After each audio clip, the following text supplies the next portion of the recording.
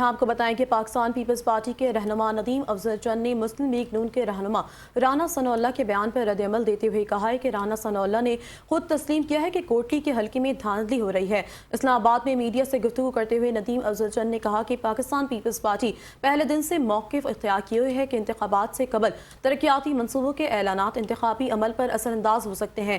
انہوں نے کہا کہ وفاقی وزراء کشمیر میں موجود ہیں، اس لیے وفاقی مشینری کو بھی کسی بھی صورت انتخابی عمل میں مداخلت نہیں کرنی چاہیے۔ ندیم افضل چند کا کہنا تھا کہ پیپلز پارٹی نے شفاف انتخابات کے انعقاد کے لیے الیکشن کمیشن کو متعدد خطوط بھی لکھے ہیں۔ انہوں نے مطالبہ کیا ہے کہ ترقیاتی منصوبوں کے اعلانات اور ووٹرز کی آمد و رفت کے لیے بسوں کے استعمال کو روکا جائے تاکہ انتخابی عمل منصفانہ رہے۔ انہوں نے مزید کہا کہ رانا ثناء اللہ نے جس شخص پر دھاندلی کا الزام عائد کیا وہ بقول ان کے پاکستان تحریک انصاف سے تعلق رکھنے والے فرد کے گھر میں مقیم تھا۔ ندیم افضل چند نے کہا کہ سیاسی جماعتیں مقابلہ کریں تاہم پاکستان پیپلز پارٹی کسی صورت دھاندلی نہیں ہونے دے گی۔